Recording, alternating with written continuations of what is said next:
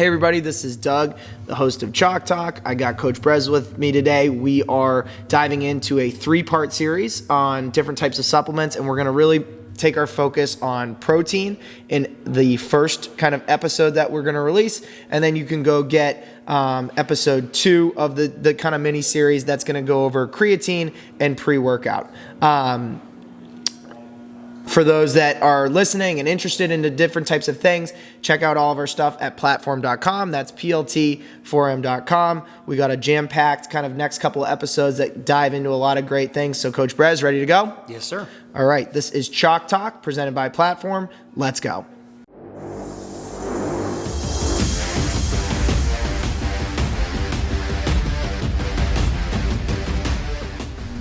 All right, so today we are talking about supplements, and we're going to start off with the big picture around supplements and then sort of start to break down some of the most kind of frequent ones that we run into, including, protein powder, creatine, different types of things along the way as we start to navigate these conversations. But where we're going to start out is actually from a coach who reached out to us with a question. I'm just going to read it right from her. She basically let us know, it's regarding protein, creatine, and other supplements. I currently have a boy who is looking for that like beach body, upper body. I'm a little concerned on the supplement amount he's been taking. He's gotten bigger, so he's on a high from it, but he's going through about a jug of protein every 2 weeks, and we all can picture those big jugs of protein, and he's also taking creatine. Basically, the concern is, just seems like a little bit too much for a 16-year-old kid. So I think probably before we start to unpack each and every little supplement, I think that encompassing question we see all the time. I have kids on my team that are pounding all of those different things, and I'm sure you've had kids that are doing the same. So where do we start to kind of think about supplements in like the big picture? Sure. It is actually a unique kind of counterpoint to when you start to get a lot of student engagement and buy-in in the weight room. You will inevitably have the flip side of that coin, which is the motivation to go out and see results faster. Right? Because once you see a result, you're like, wow, this is pretty cool. I want to get out there. I want to make sure I'm doing everything I can. And it's human nature to want to find an edge. Especially for those athletes that are the most motivated. This might come from internal motivation, peer pressure. It might come from the media or whatever the case may be. But I think it's a really important point to discuss simply because supplementation will exist. And unless you tackle it head on as a teacher coach, then kids are going to go do it outside of your purview, right? Like, going back to my days, one of the things we'll talk about is creatine. This is one of those things that we all did secretly, like we would hide it in the car. We wanted to be huge, so we'd go take this. We thought it was like this super cool supplement and kind of hardcore. In reality, it's really not, but that's not the point. It was that if you don't educate your students and your athletes, they will go, quote unquote, educate themselves, which is generally non-education in any case whatsoever. Yeah, and I think the big thing in piggybacking off of that is like, even I remember in my high school days, it was like, let's take a bunch of pre-workout before our races and just, get geeked up and go. Like get all jazzed and go. And of course, then we're sitting on the toilet for about 3 hours after the fact because it's not really, we'll get into whether it's good or bad, but we were pumping ourselves with this stuff. Nothing, to your point, is like, a lot of kids will kind of sneak it out of their bag, throw a little in their water, because I also think it becomes very secretive. It becomes secretive not only from like player or student to coach, but also like kid to kid sometimes, because they don't want to come off as like, oh, what are you taking? Well, so that's kind of another point, is that the supplementation isn't evil, but people think of it as kind of cheating or illegal, or what. Kids aren't educated at all, so they don't know what is okay, what is natural, what is not natural, what is recommended, what's worth their time. But what I'll close with is, and they've done a lot of studies on creatine, on protein, etc. Like protein in particular, 60% of high school athletes are supplementing with protein, whatever, powder, bars, whatever. So whether or not we think it's a good idea, or whether or not we're recommending it, we should understand that it's happening. And if we don't understand it and then can communicate with our athletes about why, what, when, how, should they not, I think we're missing the boat. I think we're just saying that we're going to pretend that it doesn't exist and let's just ignore it, which doesn't really do anything, right? Yeah. So I definitely think it's a conversation worth having. Now, I think where to go, though, if you will, is before we dive in, I know you have specific supplements we want to discuss.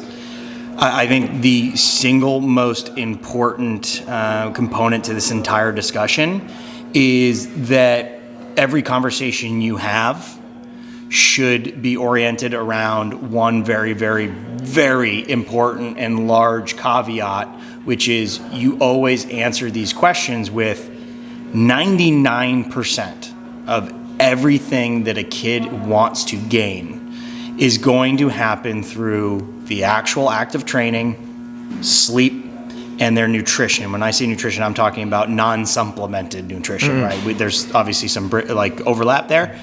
So would you put hydration in there too? Or? Yes, absolutely. Okay. Nutrition for me, anything you ingest. Sure. I just want to clarify because I think that's one I always try to promote. Like, Absolutely. Hey, you're looking for recovery, or you're looking to be able to get into this next workout feeling great. Like you just said, get a good night's sleep before the next training session.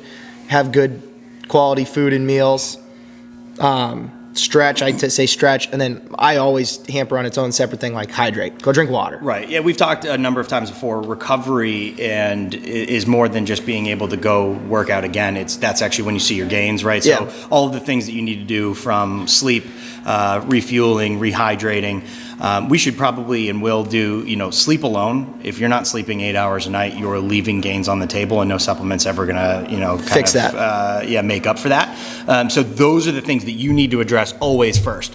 If you've mastered the 99%, then you can start thinking about and talking about, supplements above and beyond, because there are some times that it makes sense. There are things that are widely considered safe. There are things that don't make sense. Money is involved, et cetera, et cetera. So I think that's just something I want to make sure that we talk about first with all of our athletes at all times, including ourselves. Like, I shouldn't go take a supplement if I'm sleeping 6 hours a night because I'm so busy at work that I'm staying up super late, because I'm just fighting a losing battle. Yeah, and I think a good point before we jump into some of the more specific ones that I want to flesh out even more is what a lot of kids I think are looking for, what a lot of athletes are looking for, is the ability to basically say, how can I get better, like you said, the quickest? And it all circulates into that buy-in. You have kids that are super excited, they want to see the results, they want to do it, and it's kind of our responsibility as coaches to help them see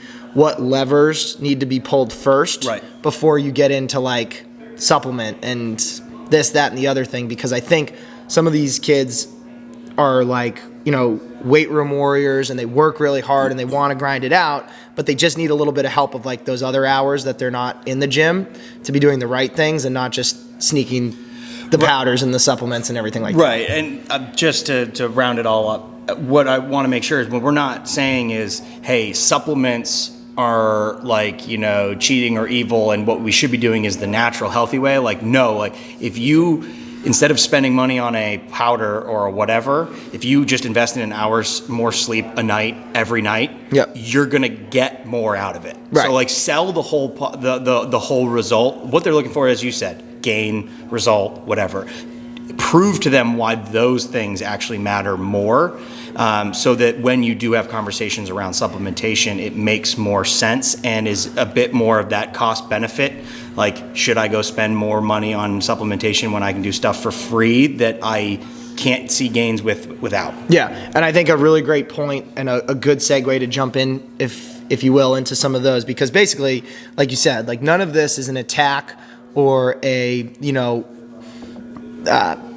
of this is evil or we should hide it away, because to the exact same point we've now said a few times, second we do that, it's going to become a secret, it's going to become hidden. We're more so wanting to promote the conversation, helping to put it in a bigger picture, and guiding kids to make their decisions, because I'm looking over our notes and I know that the very first question we're going to hit is into protein, and no matter what, you're always going to have kids going to take it and want it, so we might as well guide them in the right directions. Yeah, and it's a perfect segue because it is a topic that is both the literal protein supplementation is overlapped with what you should be doing from a nutritional standpoint. So I think this will probably highlight what we're talking about in a pretty, classy or simple way. So I think protein supplementation is a fair place to start. Perfect. So we'll kick it off, and it's what we were talking about and how this conversation stemmed is just about every summer or just about every time, like we've talked about, kids start getting into the weight room and they're excited about it. It's like, hey, coach, what should I be taking for protein? Like, I see this at GNC. I see this on the supermarket shelves. Like, what should I get? A shake? Should I get a bar? Like, that's the immediate question. First one. Oh, every summer, the moment I walk into the weight room for the first week, we have this kind of hallway outside of the weight room that has windows looking in with like a ledge. There are just tubs, of protein. And it is absolutely, it's an assumption at this point that the kid is making internally, like, I should be taking protein. What should I take? They don't even ask, should I be taking this? They're not even scared about taking this. They think it's absolutely necessary, and they should. They say, what kind? I'm always like, well, why do you think you should? Like, what's motivating you to do so? And then we then have to take it in a much different direction of, well, why are you looking to add protein to your diet, which is in the most frequent classic sense, it's I want to get big, I want to get huge, I want to get strong. And it's like, okay, great. All right. But let's pull things back, and I want you to understand, how do you add muscle mass? Because protein powder doesn't do it, right? It might be one small part of an equation that might equate to muscle growth, but it's a very tiny portion of it, and it's in no way, shape, or form a cause and effect. Taking protein powder doesn't make you bigger. So we always have to pull back. So this is the most important one, I think, for athletes especially to understand, is the mechanism we've talked about the actual training mechanism of hypertrophy, muscle gain, but how can you actually induce muscle gain is entirely dependent on a whole host of factors. The first would be, are you training? Like, taking protein powder, not working out, you're not going to gain muscle mass, right? It's not a magic pill. Second, you cannot physically add mass, gain weight, without intaking more calories in a given day than you expend. Yeah, and I think that's the interesting part. You look at a lot of the protein shakes and powders and things like that, and the calorie levels are very different. So and that's what kids will start to look at, and that's what I look at, and I'm like, well, I don't know. So I think, if you'll let me, the protein powder itself and its calories is almost like 3 steps below even here. So, because the first thing you got to do is say, how many calories do I actually need in a day to gain weight? How many am I getting now?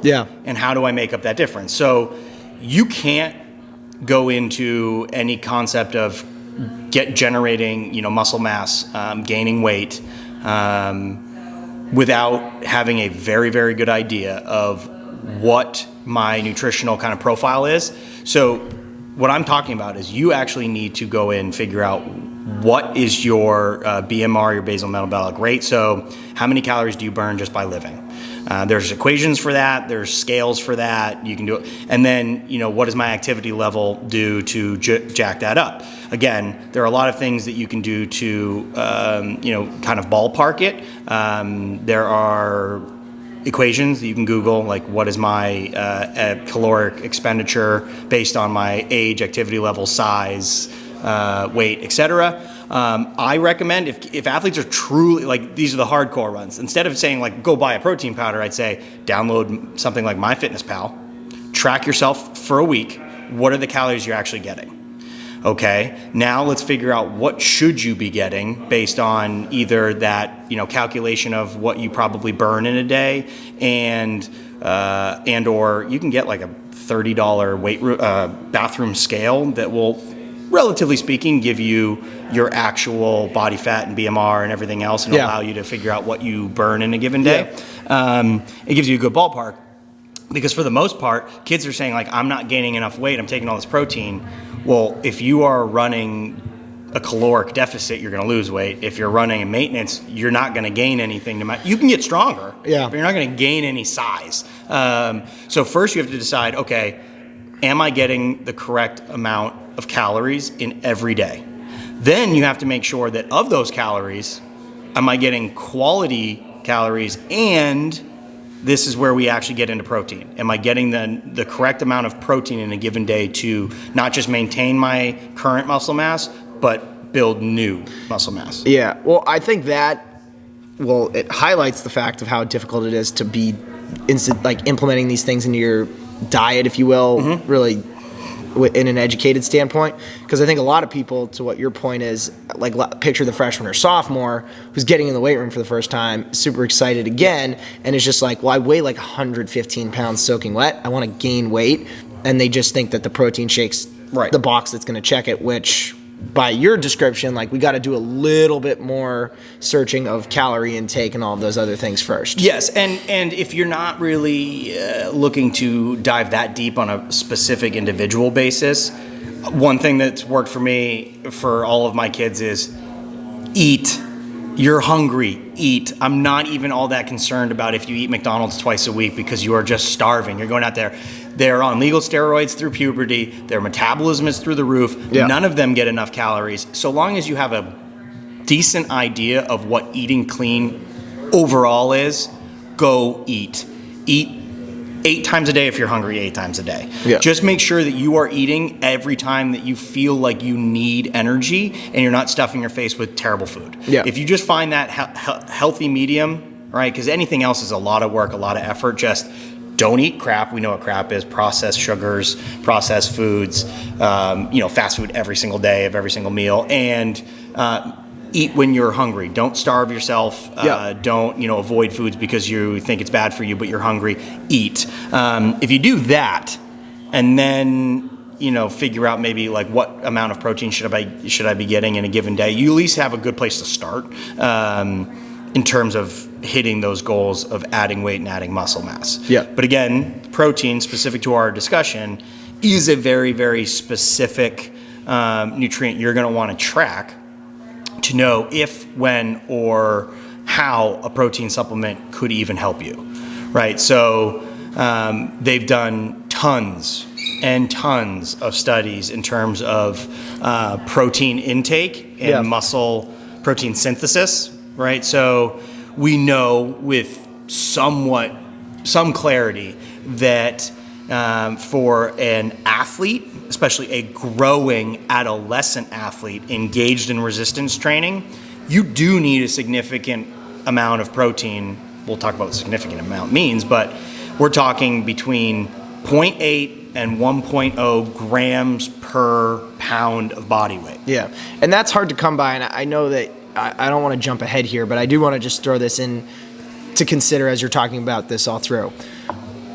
And I'm sure you're going to get to it, but like, what about just the kids in those equations as you're saying, you need so much food, you need this and that, and blah, blah, blah. Like kids that come to you, and I have plenty of kids that come to me and say, I literally just, when practice is over or workout's over, I am so hungry and I'm running off to the next thing. And I just want a protein shake to fill me up. Like, is that okay? Is that fair? Like 100%. Look, you want the calories, you want the nutrition. Ideally, just regular, well-balanced meals is the best place to get them. But any sort of nutritional shake is a really quick, easy, and if you buy the right things, somewhat affordable way to get nutrients that you might need. Yeah. It's not a miracle. It might be a filler because you haven't hit the things that you do need to. So for example, my point about the grams per pound, I'm 192 pounds. If I want to gain muscle mass, I need to be taking in between 135 and like 158 grams of protein per day. I'm not a great eater. I don't get hungry a lot. I'm not great at it. To hit even just the 134 bottom line, I absolutely need a quick, easy 30 grams via a protein shake because I struggle to get it in any other way. Yeah.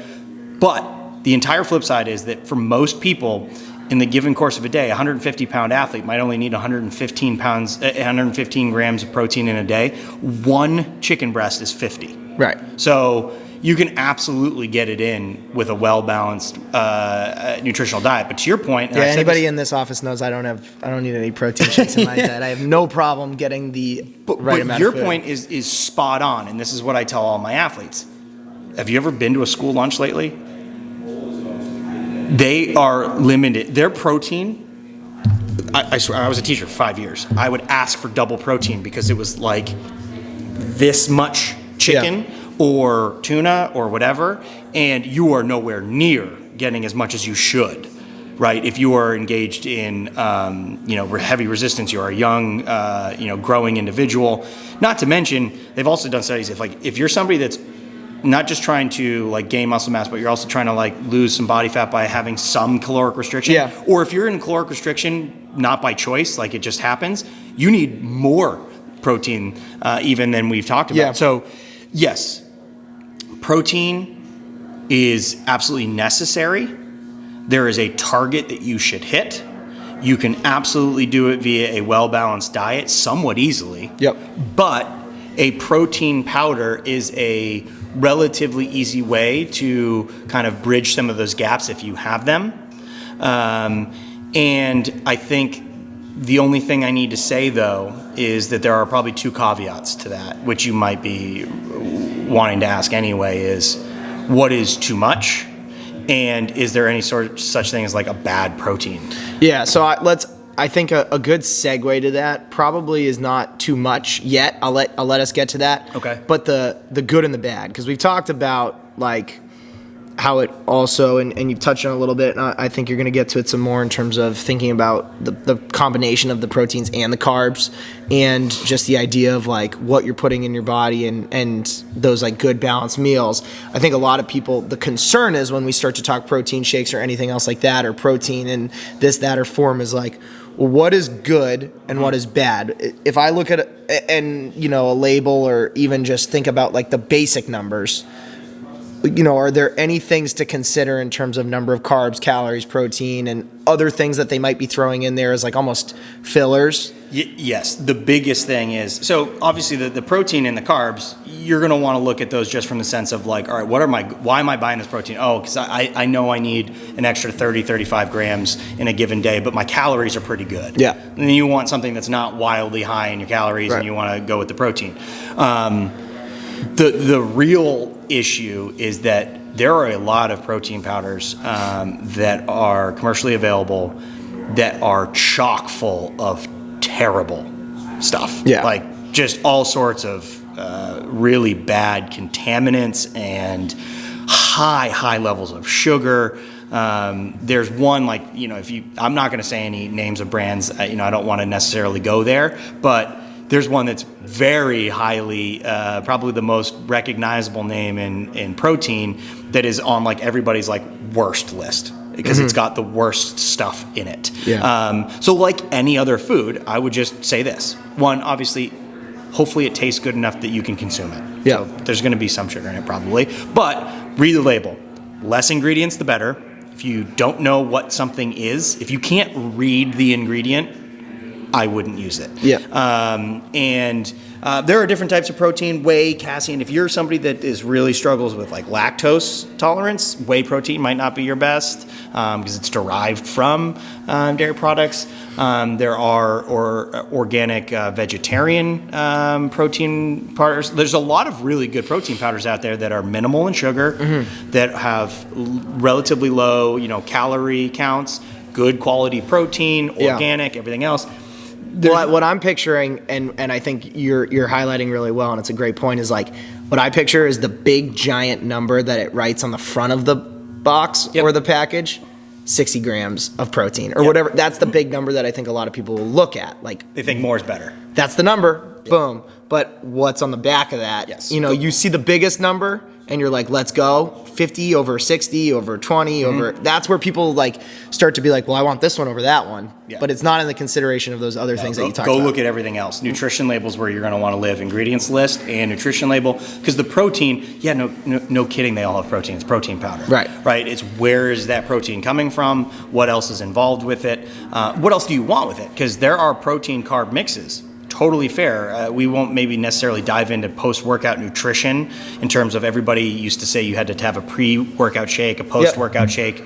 Now people argue you don't need either of those. You can have them if you want. It's up to you. It's whatever. It's the larger equation. But you do need carbs too, right? Like carbs aren't the enemy. You need way more carbs in a day than you do protein. And if you're not getting them, then the next workout you do is not going to be all that great because you don't have the energy for it. Yeah. Okay, perfect. And that is actually now what I was hoping for is what you just talked about is like, the number is not as important as all of the other things considered, but because there's a lot of people that will say like, I want to take this, or back to the original question from the coach that we got that stemmed this conversation is like, kids are just dumping it in and shaking it up and, I'm going to take a second one because I had a longer workout, or, all of the different things that we see. And it's hard as you're coaching these kids up to make sure that's like, all right, it's great, but now is it ever getting trending towards too much? Yeah, then that's a good question. I think it's more of focusing on, instead of saying that there's too much is bad, is there is a window that is useful. Yeah. Anything beyond that is not useful, right? You're either not taking enough, which means you just can't build muscle, or you've taken enough and you've hit your ceiling.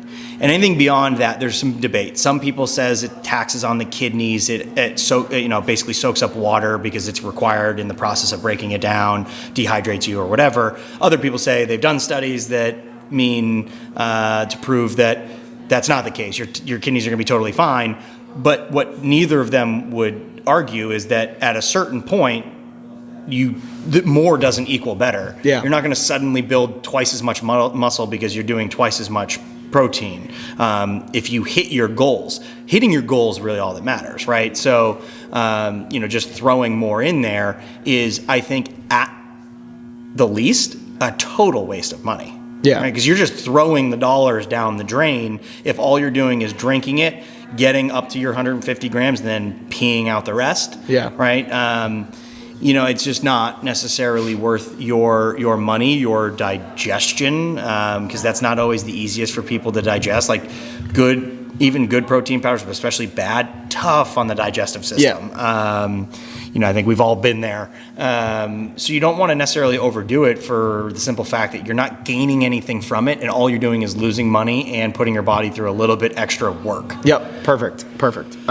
Anything else I've missed in terms of things you wanted to touch on in the scope of protein, or is this a good place to maybe try to summarize what we've been talking about? Yeah, I don't think anything we've missed. I think the summary, for all that we kind of dove into, the weeds in slightly different directions all throughout, is, summarizing is probably the best, because, for understanding all of the reasons why. Bottom line is, most athletes think they need more protein than they actually do. At the same time, most athletes don't have any idea what they're actually putting into their bodies and what they need for growth, calories and protein.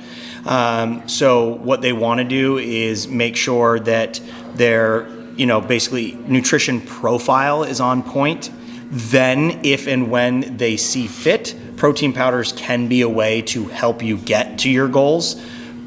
But they are only if you've already figured out all the other, kind of question marks. Yeah, and I think for me, and in working with April Lyles, who has been on a previous podcast and is hopefully going to be doing some more stuff with us, is that like the more basic you can get that across to most of these kids, the better. Yeah. Like I think the MyFitnessPal and some of those things are great for the kids that are like super locked in and are trending in the right way. But what you just said is like, if I present that bigger picture of this is what your goal is, this is the other things we can stack onto it. And like if the protein powder is a smaller solution to it, great. Or a way that you're just kind of filling, or in this whole vein, supplementing what you're doing. Awesome. But don't look at it as like, this is going to work out, protein shake, get bigger. Right. Yes. That's not a cause and effect correlation. It's one piece of a larger puzzle. And as we said before, 99% of it is what you're going to eat, the water you're going to drink, the workout you're going to do, and the sleep that you're going to get. Perfect. That's a great place to pause on this conversation in terms of protein. This is a great place of part one, where we broke down things in terms of just the general themes and trends around supplements, as well as really diving into protein shakes, and what we're looking for when we're talking to our student athletes. So we're going to take a quick break there, click the pause button, and we'll jump into some more topics in a sec. Cool.